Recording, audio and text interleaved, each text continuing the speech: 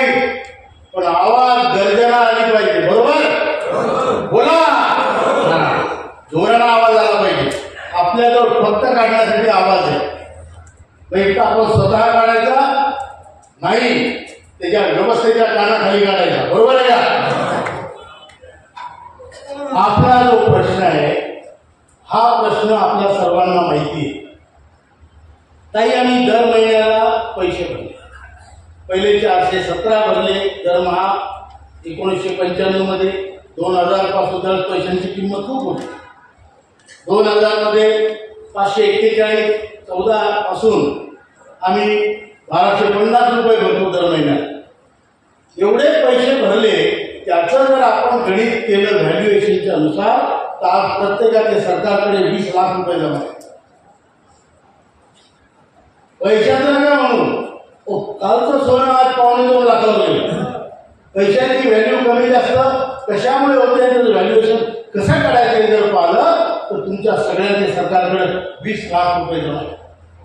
माझे 20 लाख तुमच्याकडे जमा आहेत आणि त्याच्याऐवजी तुम्ही मला 1000 रुपये देता. हा माझ्यावर अन्याय आहे की नाही? अन्याय की नाही? या अन्यायाविरुद्ध आपण उठून उभे राहिलेलो आहे. कोणतंही सरकार आली गेली, व्यवस्था परिवर्तनाचा मुद्दा आहे. आम्ही म्हातारे झालो म्हणजे मेलो नाही, आम्ही कचरा नाही. आम्हाला कोणी आमची मुलं असो किंवा आमचं सरकार असो, कचरा पेटीत आम्हाला टाकू शकत नाही. हे आम्हाला सिद्ध करायचं. आम्हाला सिद्ध करायचं की आमचा आवाज आहे. आम्हाला सिद्ध करायचं की आमचा हक्क आम्ही मिळवून घेऊ शकतो. अरे असा कसा देणार नाही? घेतल्याशिवाय राहणार नाही, ही हिंमत आपल्याला ठेवायची.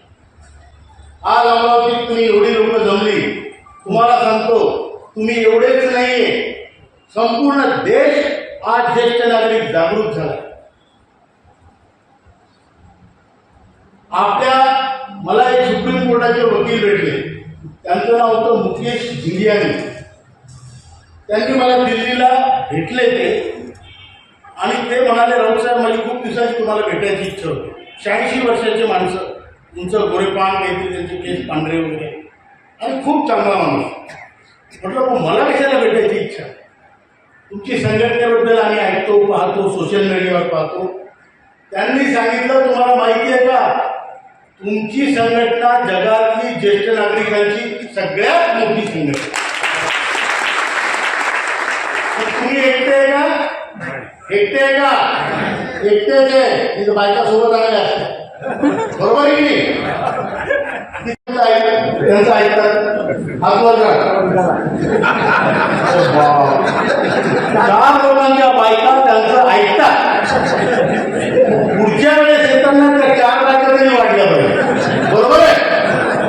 आणि ज्यांच्या ऐकत नाही त्यांच्यासाठी आपल्याजवळ थांबून आहे. तिला सांगा बायकोला, ते राऊत साहेब म्हणत होते, बायको सोबत पाहिजे. तू एकटी का दुसरं एकटी? तुम्हाला सांगतो बायका, तुमची बायको तुम्हाला सोडणार, ती आल्याशिवाय राहणारच नाही. बरोबर आहे का? बरोबर आहे का? हे आपल्याला करायचं, संख्या वाढवायची, आणि आपल्यासाठी दुसरं कोणी काही करणार नाही, व आपल्यालाच करणार.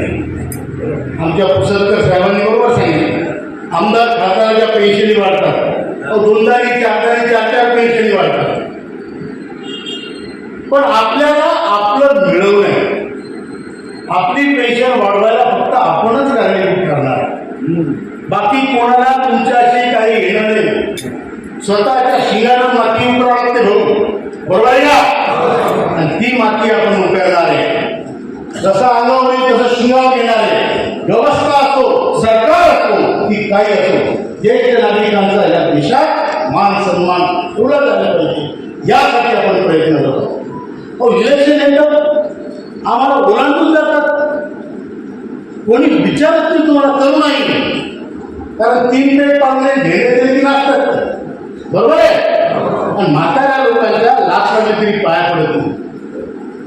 ही परिस्थिती आहे. आपण ही परिस्थिती बदलवणार आहे, आणि ती अशी की तुमच्या वार्डात असो, का शहरात असो, का आमदारात असो, का खासदार, तुमचं दर्शन घेऊन घेतल्याशिवाय तो माणूस निवडून नाही आला पाहिजे. बरोबर आहे? एवढा मोठा आशीर्वादाचा आणि शापाचा अधिकार आपण जवळ बाळगायचा आहे. त्यासाठी आपण संघटित होतो. बरोबर आहे का तुम्ही? बोला. करायचं आहे त्यासाठी हे संघटन.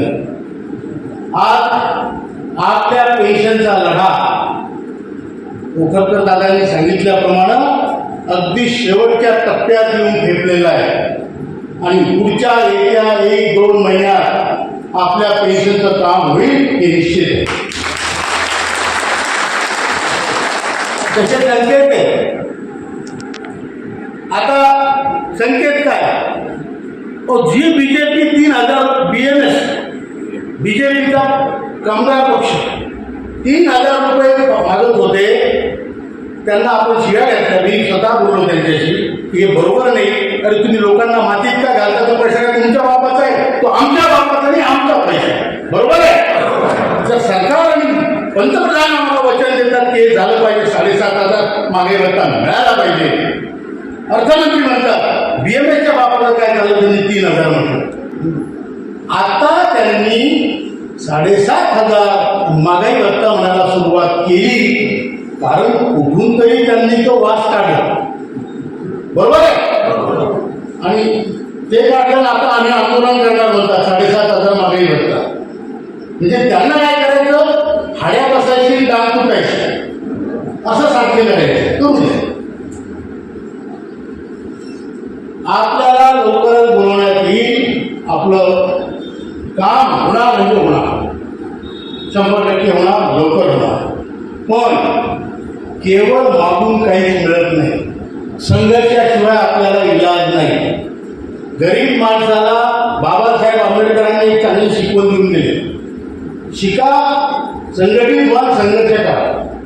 ते केवळ दलितासाठी नाही. आपण तर महादलित आहे, बदललेली आहे. 36,60,000 लोकांना 1,000च्या खाली पेन्शन. 36,60,000 आणि यांच्या पेन्शनच्या तिजोरीत आज 12 लाख करोडच्या वर पैसा आहे. केवळ पेन्शन भंडार. आम्ही तिथे जाऊन प्रेझेंटेशन दिले. त्या प्रेझेंटेशनमध्ये त्यांचे ॲन्युअल रिपोर्ट वाचून त्याचा अभ्यास करून RTIनी माहिती काढून आणि त्यांच्यासमोर पॉवर पॉईंट प्रेझेंटेशन दिले. त्यांना सांगितलं तुमच्या पेन्शन भंडार एवढा पैसा आहे. तुम्हाला दरवर्षी 7.5 कोटी लोक अंशदान करतात. त्याचे तुम्हाला इतके पैसे येतात आणि या दोन्ही पैशाचं मिळून तुम्हाला इतकं व्याज येतं आणि त्या व्याजाचा तुम्ही 1/5 फक्त पेन्शनमध्ये वाटता. मग तुम्ही काय फंड फुगवण्यासाठी बसले का? दुर्दैवाची गोष्ट अशी आहे की ते 43 लोक CBTच्या कमिटीत आहेत. त्याचे अध्यक्ष मंत्री असतात, त्याचे जे सचिव आहेत ते EPFO असतो आणि बाकी जे मेंबर्स आहेत त्या 10 कामगारांचे रिप्रेझेंटेटिव्ह आहेत. 3 इंटर, 3 BMS, 3 कम्युनिस्ट C2 वगैरे आणि 1 HMS. हे 10 लोक तुमचे कामगारांचे आपले रिप्रेझेंटेटिव्ह तिथे असून तिथे ते काही करत नाही. चहा बिस्किटं खात असतील किंवा पाकिटं घेत असतील. आतापर्यंत एवढ्या संघटना असून त्यांनी इतिहासचा मुद्दा का नाही सोडवला? बरोबर का? तुमच्या नोकरी गेली, तुम्ही रिटायर झाले की तुमच्या पावत्या तुमच्या जो क्षमताने पावती पाडायची. मग तुम्ही आमचे कोणी नाही, आम्ही तुमचे कोणी नाही. तुम्ही त्या संघटनेचे सभासद नाही, त्या संघटनेने तुमच्याशी घेणे. काही मी सांगतोय एवढ्या आपल्या भारतातल्या संघटना आहेत, एकही संघटना कामगाराची नाही आहे. कोणती BMS BJPची, इंटर काँग्रेसची, C2 कम्युनिस्टाची. अरे कामगाराचं कोण आहे? बरोबर आहे तुम्ही? आपापल्या पक्षाचा अजेंडा घेऊन तुम्ही जसं बाकी लोकांना भ्रमात पाडता तसं कामगारांमध्ये येऊन त्याचे मतं घेतात, पैसे घेतो.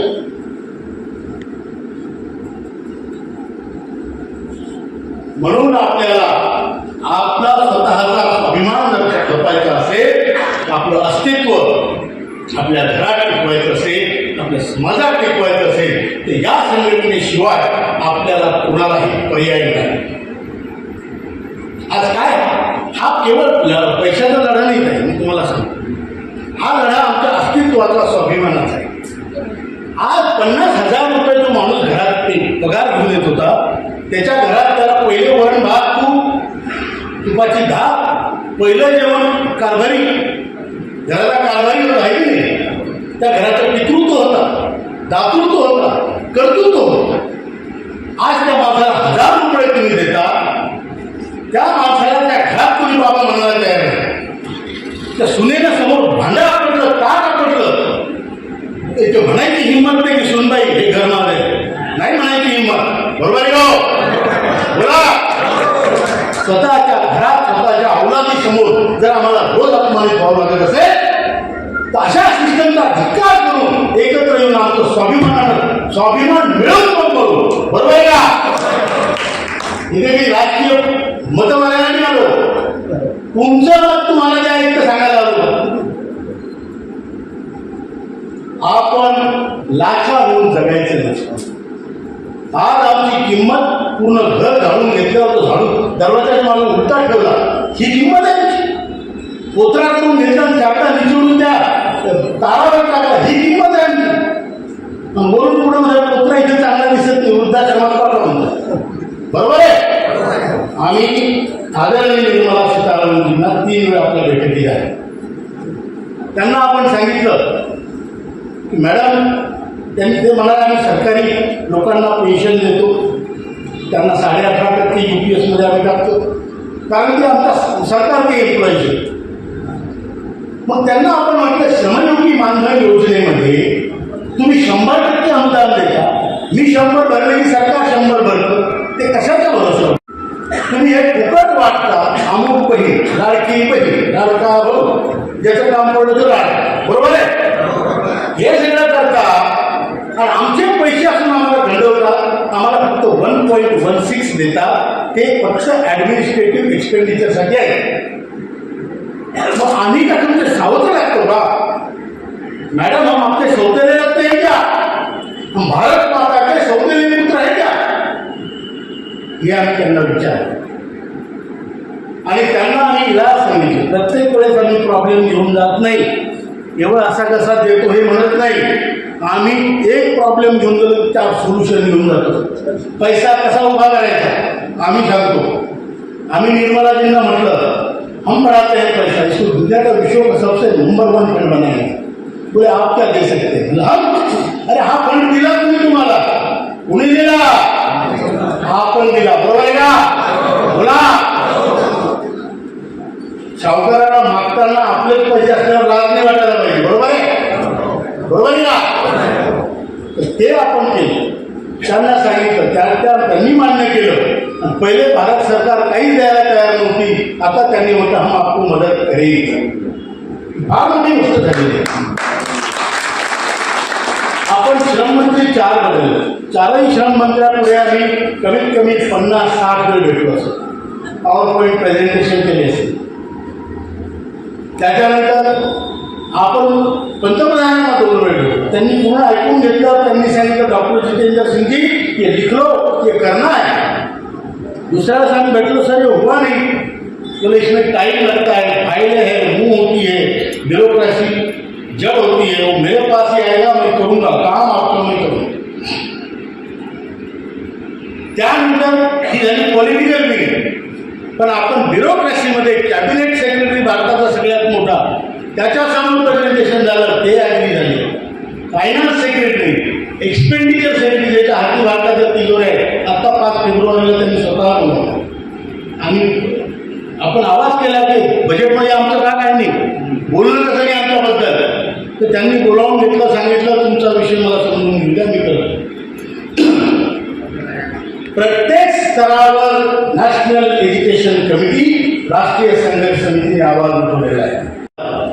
आणि तिथे मला म्हणा, आपल्या नेते लोकांना म्हणा, का बोलवतात? कारण तुम्ही पाठीशी, नाही तर आम्हाला कोण ओळखतो? बरोबर आहे का? सामान्य माणसं आम्ही आमच्या बुलढाण्यात, तुम्ही तुमच्या अमरावतीत. पण हे एकत्र झाल्याशिवाय आपल्याला कोणी ओळखणार नाही, हे लक्षात ठेवा. तुमचा जेव्हा दबदबा वाढेल तेव्हा तुमचा पोरगा मी तुम्हाला बाप म्हणेल. जेव्हा तुम्हाला 10,000 मिळतील महिन्याला, तेव्हा तो पोरगा महिनाभर तो तुम्हाला बाबा म्हणाल, फायदा पण माहीत नाही. शेवटचे 3 दिवस पाय नक्की लावतात. म्हातारीची पेन्शन आहे म्हणून 3 दिवसात, बरोबर आहे की? त्यामुळं आपल्याला सगळ्यांना जागरूक होणं आवश्यक आहे. आपल्याला सडत सडत मरायचं नाहीये, आपल्याला लढत लढत मरायचं आहे, बरोबर आहे? मी तर म्हणतो लढत लढतही मरायची गरज नाही, जिंकू आणि मग स्वाभिमानानं मरू. मरू तेव्हा आपण शाप देऊन नाही मरायचं, मरू तेव्हा आपण चांगल्या मतानं मरू, बरोबर आहे का? मरण कोणाला घेऊ आहे सगळ्यांना मरण, मग ते मरताना बी आपण चांगल्या पद्धतीनं मरू, याची ही व्यवस्था आहे. आणि ही संघटना ती संघटना अरे बाबा, तुम्ही 1000 संघटना काढूनही फायदा नाही, तुम्ही एकत्र येऊन फायदा आहे. आम्ही कोणा नाव ठेवलं नाही, पण अमरावतीकरांनी एकत्र काम करावं ही आमची मनापासून इच्छा आहे. अमरावतीकरांना भारताला एकत्र येऊन काम करा, भारताने एकत्र येऊन काम करा. आतापर्यंत काय, हा या जातीचा त्या जातीचा कुठला धर्माचा, आमचा नातं आमचं ना धर्माचं ना जातीचं, कर्माचं नातं एवढं. कामगाराचं नातं कर्माचं नातं, आणि कर्म करून आपल्या ताईने सांगितलं तसं आमच्या घामाचे दाम घेतल्याशिवाय आम्ही मरणार नाही.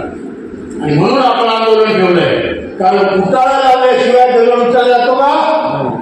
सांगा भाऊ, चर्चा चालू आहेत आपल्या, पण इकडून उतारा लावावं लागतं, म्हणून आंदोलन. त्यासाठी तुम्हाला यायचं, बरोबर आहे का? आवाज काढा, बरोबर आहे का? जोश पाहिजे, जोश. वातावरण झालं होतं निरोप. आणि म्हणून आपल्याला मोठं आंदोलन 9, 10, 11 तारखेला दिल्लीला जंतर मंतरवर घ्यायचं आहे. आणि त्यासाठी अवतरण द्यायला मी आलो, मुळं द्यायला, बरोबर आहे का? यायचं आणि स्वतः स्वतःच्या बायकोला आणा. तुम्ही नाही केली तर मथुरा काशीगिरी दाखवा. आता लोक काय मी कामच केले नाही, पाहू द्या, एवढंच बोलतो. आणि त्यासाठी 7,500 मागे भेटण्याची आपली मागणी आहे. याचा अर्थ असा होतो, ज्या माणसाला 1 रुपया जरी पेन्शन आहे त्याला 7,500 मागे भत्ता मिळाला. दुसरी मागणी, पती पत्नीला मेडिकल फॅसिलिटी. तर आम्ही मंत्र्याशी जेव्हा भेटलो, मनसुखभाई माननीयांची, चांगले मंत्री आहेत, चांगले माणसं आहेत, समजून घेणारे आहेत, ते म्हणाले आयुष्यमान भारत में हम आपको जोड़ देंगे. मतलब सर वो 70 साल के बाद तो जोड़ेंगे, ये कामगार है, इसको तो गन्ने जैसा जूस निकाला इसका, बरोबर है? आणि ते चिपाड 70 पर्यंत जगत नाही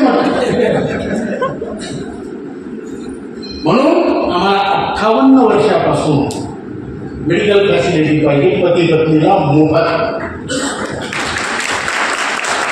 ते त्यांनी तत्वतः मान्य केलं. स्टेट इन्शुरन्स की हेल्थ इन्शुरन्स की काय असेल त्यामध्ये पहिले 12 वर्ष, आयुष्यमान भारतमध्ये 70 पासून जेवढं आयुष्य होईल तेवढे वर्ष, बरोबर आहे? हे तत्वतः मान्यता झालेली आहे. आता ती मान्यता होणे, अंमलात येणे, यासाठी आपल्याला जागरूक राहणं आहे, आंदोलन निश्चित ठेवणं आहे, सगळ्यांनी मिळून एकत्र काम करणं आहे. तिसरी मागणी आपली हायर पेन्शन. सुप्रीम कोर्टाचा जो निर्णय आहे, आज इथे काही हायर पेन्शनचे बरेच लोक असतील, त्यांना सांगू इच्छितो, तुमचा प्रश्न मागे टाकलेला नाही आहे. ही नॅशनल एज्युकेशन कमिटी जोपर्यंत तुमचा हक्क हायर पेन्शनचा तुम्हाला मिळत नाही, जर तुम्हाला घ्यायचा असेल पैसे भरून, तोपर्यंत आम्ही लढत राहणार. या EPS 95च्या पंक्तीत शेवटच्या माणसाच्या ताटावर लड्डू आलाच पाहिजे याची आम्हाला खात्री.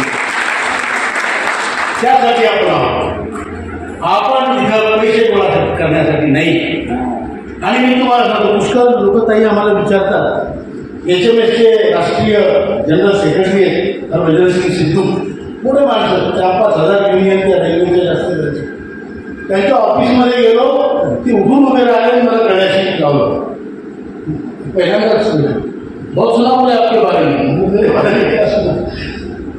ते म्हणे आम्ही HMSचा, मी जनरल सेक्रेटरी राऊत साहेब, आमची फी संघटनेची गेटवर गोळा होते आम्हाला येतात करोड आंदोलन करतो. आता तुमचे म्हातारे त्याच्याजवळ पैसा नाही, आरोग्य नाही, आणि तुम्ही कसं काय फी गोळा करता आणि कसं काय हे चालवता गाळा. मी त्यांना म्हटलं ईश्वरी कामात कधीच तुम्हाला नुकसान येत नाही, तोटा येत नाही. गजानन महाराजांच्या मंदिरात आपण जातो, बरोबर आहे, ते तुम्हाला पैसे मागतात तो तुम्हाला वाटलं तुम्ही श्रद्धेनं 2 रुपये पेटी टाका, तुम्ही पैसे टाका नका टाकू, दर्शन घ्या नका घेऊ, पोटभर जेवून जा, बरोबर आहे का. तरी ती पोटभर जेवून जा. फक्त एक नियम आहे, तिजोरी हात धरून काढू नका, बरोबर आहे. श्रद्धेचा विषय असतो. हा पण एक मोठा महायज्ञ आहे. संपूर्ण भारतातलं जागरण करणारा हा महायज्ञ आहे. या यज्ञात 2 रुपये 4 रुपये 10 रुपये जे टाकता येते टाकत जा, फुकट घेऊ नका, ते पचत नाही तुम्हाला सांगतो माहिती. काही ना काही टाकायचं, यज्ञ आहे त्यात समिधा टाकायची. ज्याजवळ तूप आहे त्याला तूप टाका, ज्याच्याजवळ तूप नाही त्याने आणखी नाही टाका, काळी कचरा टाका, समिधा टाका. आणि भंडारासारखा आपण भंडाराची डाळ जमा करतो, ज्वारी जमा करतो, हा, आणि मग ती जळून त्याच्या भाकरी करतो. आता तुम्ही जर दुधाची डाळ दिली नाही, ज्वारी दिली नाही, किंवा 2 रुपये दिले नाही, पंक्तीत तुम्ही जेवता, तुम्हाला लाज वाटतो कोणी पहिला, बरोबर आहे का. भंडाऱ्यात जेवण्यासारखा आपला कार्यक्रम आहे, गजानन महाराजांच्या मंदिरासारखा कार्यक्रम आहे, आणि दैवी कार्यक्रम आहे, त्यामुळे त्याला कधीच कमी पडत नाही, कधीच कमी पडत नाही. आणि जो देणारा आहे त्याच्याजवळ पटीनं वापस येईल, तो 100% सांगतो, मला अनुभव आहे. त्यामुळं आपण कोणाला जबरदस्ती मागत नाही. तशी म्हणायला आपली वर्षाला 120 रुपये फी, म्हणजे 10 रुपये नाही. म्हणजे असं समजा बाबा राऊत साहेब अमरावतीच्या स्टँडवर भेटले, त्याला 1 कट चहा पाजला महिन्यात, बरोबर आहे की नाही. तेवढं पुण्य घ्या, आणि नसेल घेतलं तरी फुकट आहे. आम्ही तुम्हाला घेऊन सांगतो, 1 पैसा दिला नाही तरी सुद्धा तुमची पेन्शन वाढणार, बरोबर आहे. म्हणून हे जे संघटन आहे हे आपण एक आपल्याला कोणी नोकरीवर ठेवलं का, पगारी नोकरी काय करायला, कोणा पार्टी पक्षाला कामाला इथं लीडर म्हणून पाठवलं का नाही. आपण हा संकल्पाचा धागा बांधलेला आहे की हे काम करणार म्हणजे करणार, या मार्गात न आलं तरी चालेल, हे काम 100% होणार. त्यासाठी आपण सगळ्यांनी एकत्र आहे. एक माणूस काही करू शकतो. अशोक राऊतची संघटना नाही, यांची पण संघटना नाही, ही देशातल्या प्रत्येक ज्येष्ठ नागरिकाची संघटना, त्याच्या स्वाभिमानासाठी त्याला उठून उभं करण्याचा हा प्रयत्न आहे. आपलं एकच म्हणणं आहे, हतोवा प्राप्तसी स्वर्गम चित्वा वा मोक्षसे महिम तस्मात् उत्तिष्ठ कौंतेय युद्धाय कृतनिश्चय. म्हणजे तू जर लढाईत मेला तर स्वर्ग प्राप्त होईल, कितीच असलो. तू जर लढाईत जिंकला तर तुला पृथ्वीचं राज्य मिळेल. आता पृथ्वीचं राज्य निघा 1000 रुपये मिळतील सगळं, बरोबर आहे, बरोबर आहे का, बोला. आणि म्हणून उठून उभा राहा, युद्धाचा निश्चय कर, युद्ध कर. यासाठी आपण इथे जमलेलो. एवढंच बोलतो. आणि तुम्हाला माहिती नसेल म्हणून सांगतो, बुलढाण्यामध्ये जिथे आपलं NSCचं हेडक्वार्टर आहे, तिथे आज 7 वर्ष पूर्ण झाले. दिवस रात्र साखळी उपोषण चालू, दिवस रात्र रोज निवेदन प्रधानमंत्री, फायनान्स मिनिस्टर, लेबर मिनिस्टर आणि CPF यांना रोज निवेदन जातो. रोज शनिवार रविवारचं निवेदन, सोमवारी 3 निवेदन जातं. तुमचे लोक तुमच्यासाठी बसले. एवढ्या मोठ्या अमरावतीत आपण एक हॉल भरू शकत नाही, बरोबर आहे का, बरोबर आहे का. ही भूमी अंबाबाईची, ही भूमी गाडगे महाराजांची, तुकडोजी महाराजांची, ही श्रीकृष्णाचं शासन आहे, बरोबर आहे ना, बरोबर आहे का. आणखी काय पाहिजे, देवाला याची मुलगी असं वाटत. बरोबर आहे. म्हणून इच्छा लोकांनी जास्तीत जास्त संख्येने भाषण ऐकावं. बरोबर आहे. बरोबर आहे का? सांगितलं असं जाऊ द्या महिला बसलेल्या दादासाहेब कापडे भाषणच नसतो. तर ते सांगतो की इतकं हे नाही. ते म्हणाले एक मला मवाळवादी भेटला. त्यावेळी जहाज आणि मवाळ असत समजलं का? हो बोला. हो कहाणी सांगतो हुंकाराच्या बायकी बरोबर आहे का? ते म्हणे मवाळवादी भेटला. तो बायकोबरोबर चालला होता. त्याच्या हातात छत्री होती. तिकडून एक इंग्रज आला. तो म्हणे छत्री द्या तुम्ही बायको मला दे ऊन नाही पडलं पाहिजे.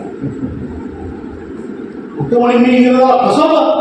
म्हणजे कसं म्हणजे तो काही करत असताना हळून छत्री बाजूला करायचं हे काही फसवलं. त्याच्यावर ऊन पडून जायचं म्हणून. असे मवाळवादी आपल्याला व्हायचं नाही. आपला अधिकार आहे, आपला हक्क आहे तो घ्यायचा.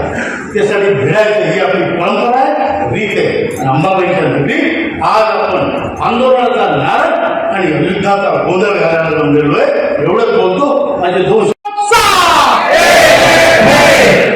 हा तुझा तुटला तर मेडिकल फॅसिलिटी मिळणार आहे दाखवून मिळणार. बरोबर आहे का? म्हातारे तो करेल पाहिजे आपल्याला करून पाहिजे सगळं.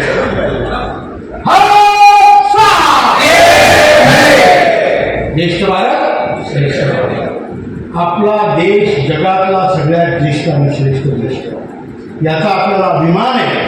आणि त्या ज्येष्ठ आणि श्रेष्ठ देशाचे आपण ज्येष्ठ आणि श्रेष्ठ नागरिक आहोत.